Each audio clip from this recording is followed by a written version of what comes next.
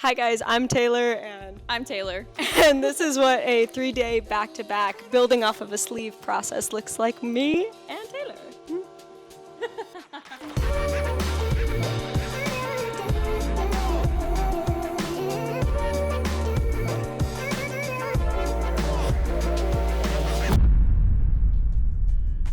Description of design. A designer style piece on the inner and outer form, tarot card style designs is the inspo, but it's very open to my interpretation of this. Figure holding sand slipping through hands has one of two expressions. One, frustration or depression, maybe furrowed brows with a downward gaze toward the sand, slightly parted lips, or a tense jaw depicting frustration.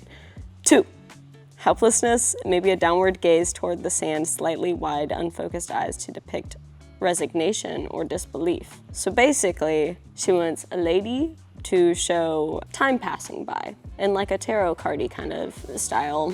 We want a lot of, emotion in her as she's kind of realizing that life cuts short, and we want to have some sort of like hourglass symbolism to show time and slay. And then she gave me a lot of other kind of elements to pick and choose from. What does your preliminary sketch look like? That is my original sketch. And, oh, there's the card. And I found a lady, and then I was like, maybe I want her sitting in the hourglass. So then I scooted her over, and then I didn't like the flow of that, although I really tried to force it. And then I was like, maybe I want something here. Maybe an hourglass there. And then I was like, wait, hourglass sand dripping down her body? That's fucking sick. And then I was like, maybe I'll put the card down there. And then, nope, let's put her right into a card and have her little toesies popping out. And then card, but I needed another letter, so card A. And then I got another, because I wanted to do the dark background, so I pulled her to get the fabric in there. Beep, beep, boop, boop, boop. And then I was like, I know I need something down here, and that's where I'm at. So I feel like the first thing I kind of do is I get my general sketch of where my brain wants to go, and then I scan through every single reference picture that I have to try to see if I can fit one that fits the expression, because usually what I found is that is the most important thing to the clients. If you get the expression right, they're like, yeah, yeah, that's hitting it, So I scrolled through, tried to find a modest, partially unclothed lady, and with an expression where she's kind of like, And now it's basically about refining now that I've got like the general idea. And I think I want to put something down in this like area. So I'm kind of looking through again the kind of overall theme of the stuff that she sent me and seeing if I can pull any other elements to kind of fit that. Like she had said something about a forked path, crossroads representing the struggle to make choices, or like possibly some sort of like never-ending maze. I think either of those could be cool because they're pretty simple. So yeah, and then figure out what the fuck I'm gonna do on this side. So that's where I'm at with this one. Period. Slay. So here's my thought. Okay. We have hourglass and the time kind of spilling out because it's like time going through her, you know what I mean, as she's passing time. And then we've got, so I was trying to figure out about like the scales, or not the scales, the maze and the Y thing, the split, that, you know what I'm talking about? Fork in the road. Oh, so I was trying to figure out another way to do kind of decision-making stuff, just because it started looking a little crazy, which we can always kind of move to this side if we don't like the scales, but I thought the scales was a good way where it's like unweighted or we're trying to figure out, and then the red circles is like, maybe we could do like heart and brain or something in there, like the reasons that we have problems kind of making choices. But overall, what is the thoughts? Is there anything that you're like, hey, I'm not really sure about? I think it's so beautiful. Like, wow. It is beautiful.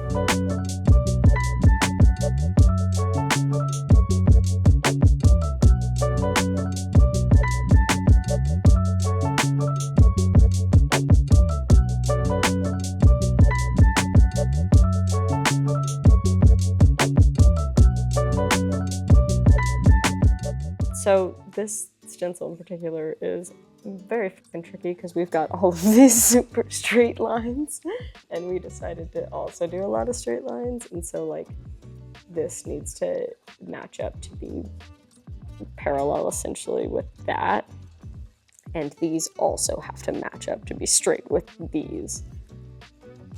soar, and also it has to be centered down this part. So it's it's a bit of a doozy, but we gon' get it. So I'm kind of looking at our lines to make them parallel. Like, see how this one's kind of like warped up right here, and then it kind of comes down. So I'm basically gonna come in and straighten these bitches up, and then we're connecting it to this part right here. So I'm just gonna draw it to match that. So I can see kind of right here, this is like leaning that way. So I'm gonna go right here and just slightly tuck it in. When I'm doing this, I always try to keep like the tip that way. So like this part's pretty rough, and then this is always the clean part. So I'm not doing it like that where both are gonna be rough. I always try to keep right on the edge. So we've got a clean side and a dirty side.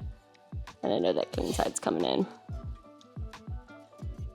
And then certain little things, like I'm giving space between these two objects. I'm kind of pulling that one out a little bit. I think I'm just gonna slice him right there to make it parallel with that line and perpendicular with that line. Kind of thinking maybe for this one, girl. So we're not bringing it all the way down, as maybe fading that one down like that to kind of match this angle right here. You know what I'm saying? So like, you know how we've got the light side and the dark side? I think I want to grab this and turn it into that shape to push all of the lights in here super light, and then fade it down similar to how we've got this one kind of faded down. Oh, I see. But just create that slight angle shift right here to match this, so it doesn't, it's when your arm bends, your arm bones kind of crisscross, and so without that, this part looks super slanty. I see. So by putting that in, it looks like, okay, these are all matching and going together, while keeping it super simple at the same time, you know what I mean? And so really, we're just looking at this inside line, because that's going to be the negative space one. And then all of this is kind of fading. Okay. Boop, boop, boop, boop, boop. And then I think that leaves us with, maybe we want to do like, maybe we want to do more of these down here. To balance it out? Yeah, we could just add in like some big like flower stuff kind of happening like that. Yeah, I'll look at some. I'm just going to draw this real quick so you can see it in the mirror. I love it. And I think that'll be a cool way to kind of balance the structured stuff, because we see all of these like rectangles flowing down that way, and then we get the two like kind of darker chaos strips. Perfect. Organic stuff mixed with it. This is gonna be so cool. It looks so sick.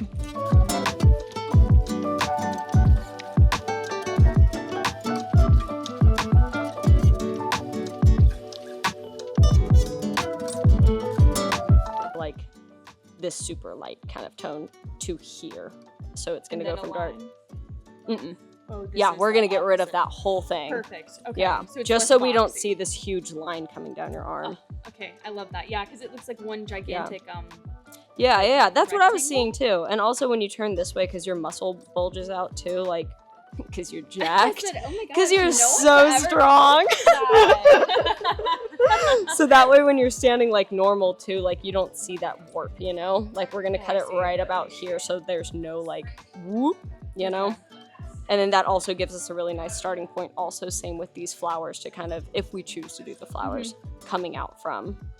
Perfect. Yeah, as long as long as it's not like one huge rectangle, I'm good with that. Because I mean, my like OCD is like, oh my gosh, it's so You're like, oh, it's but when you like look up like at this, yeah, so I think that'll be really good to break it up a little bit. I think so too. Okay, cool. So it is now day 2 on this project. We have finished the lady for the most part. We're still kind of figuring out like these areas, because like we were talking about the first day, we didn't want it to look too like blocky, like the same kind of visual weight in this rectangular shape. So we kind of have pulled this little thing to make a silly little whoop-de-whoop. And then we are adding some flowers on the outer arm today just to kind of create this balance that we have up here. So I'm gonna get you turn that way, T-Dog. So when you're looking straight at the arm, we kind of see like this happy little medium, and then same with Our Lady and Our Lady. So it's good old fashioned balance. And then whenever I do like flower stuff, I kind of like to freehand on any kind of like leaf berryage like that, just to make sure it really flows. And right now we're kind of looking at like that kind of thing. So whenever I like freehand stuff, typically my first layer is like much lighter. The reason I use 2 different colors is to get like the orange is my overall shape of what I want, and then I come in and kind of refine that with the blue so I know what to tattoo. If I did this second layer with the orange, then I don't think that I would be able to remember which one is which, you know, which is right and wrong. I'm gonna go in just because it's Sharpie and try to like block in this area as much as possible, just to kind of get like, so I don't wipe it off, you know what I mean? And then right now I'm kind of trying to decide too, because I've got this like negative space line coming through, and I've got certain elements that break it. Like I definitely want this flower to kind of be tucking back behind that arch, but I'm kind of thinking if I want to bring it maybe back down underneath here, because we're going to be fading all of this like dark shading off of it eventually down into like negative space. So I think that's maybe what I want. Just that little tiny bit where that fades off. I'm just kind of drawing a line so I know exactly where. Which means that this kind of leaf is going to come right from behind the other arch.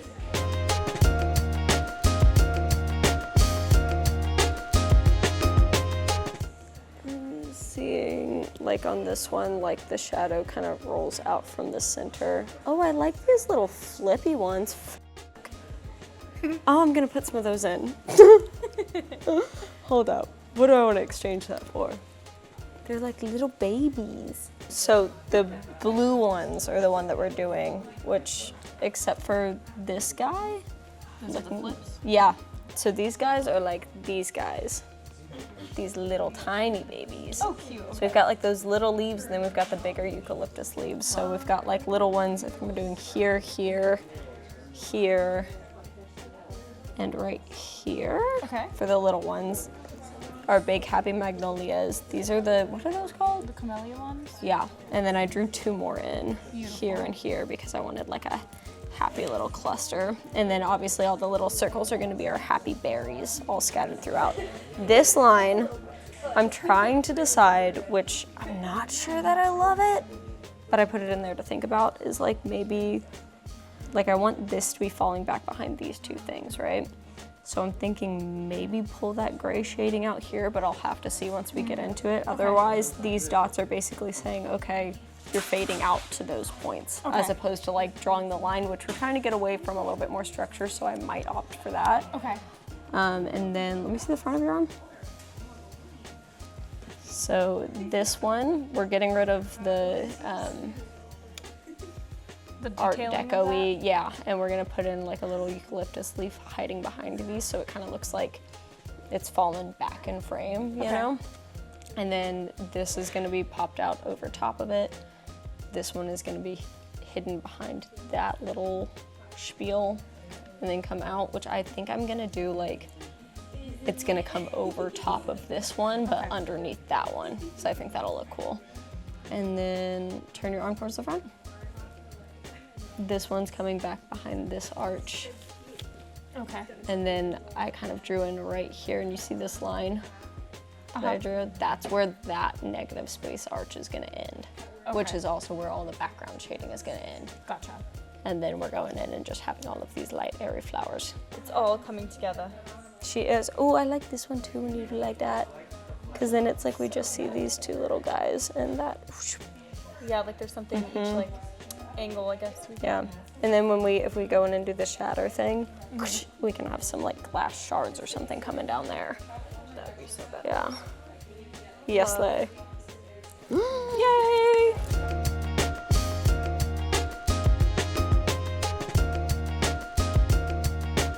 Right now I'm just kind of getting things blocked in a little bit. Immediately I go in and kind of do this like dirty rough line. So it's like super, super faint so I can wipe off the Sharpie and see what I'm doing.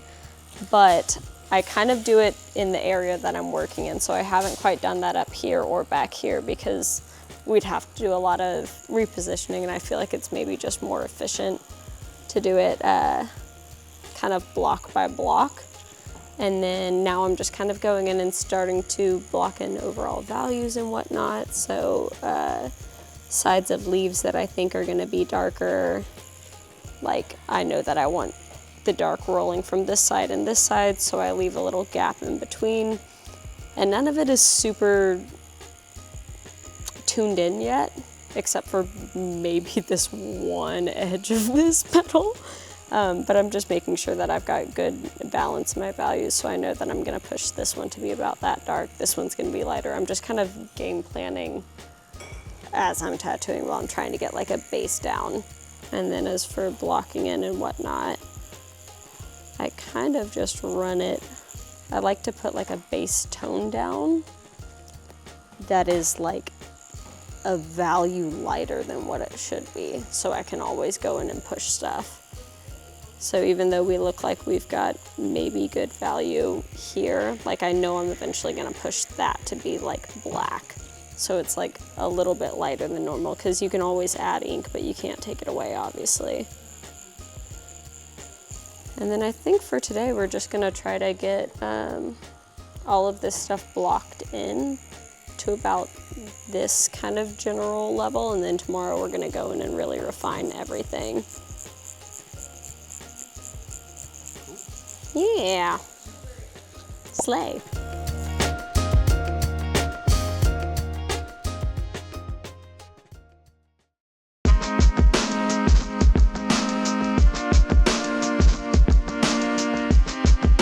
Hello, it is me, it is day 3, and here's kind of what I'm thinking right now. When we're looking at flow, I'm kind of looking at like the different values, because we don't have color really, and we've got a lot of structure happening, so it's not very like curvy, flowy. So I'm really kind of looking at mapping values. So like if we see dark, dark, dark, dark, we still see a flow, even though they're all kind of made up of rectangles, you know? So while I'm looking at this, I see right here with leaf foot, this thing a rectangle, and to make it a little bit more flowy, I was kind of thinking maybe bringing this slightly more back and adding one more of these little, I don't even know what they're called, but this part of the compass, this thing.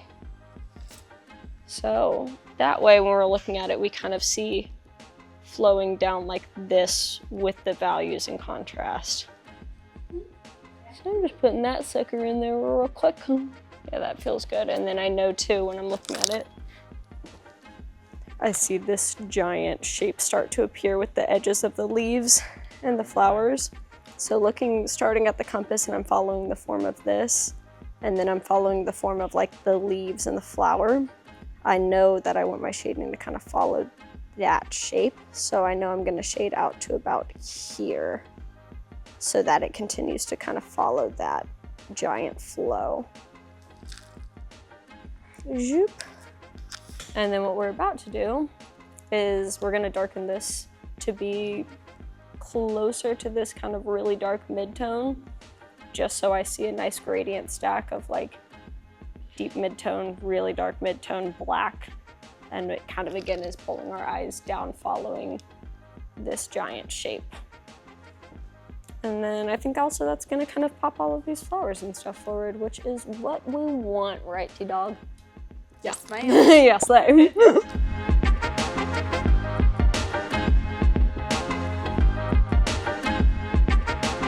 Okay, so this is, right here you can kind of see about to what level I do my block ends.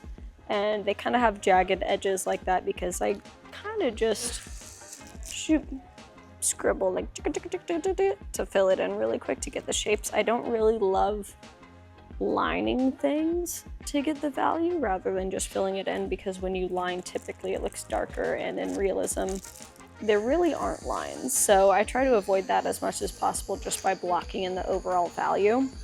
And then once I'm there, just to refine it a little bit further and get rid of that jaggedy edge, and I dip into the lighter value of that. So I think that was a medium. So I'm gonna dip in with my light value. I'm just gonna kind of go right up to that line, just on the bottom part, not on the top.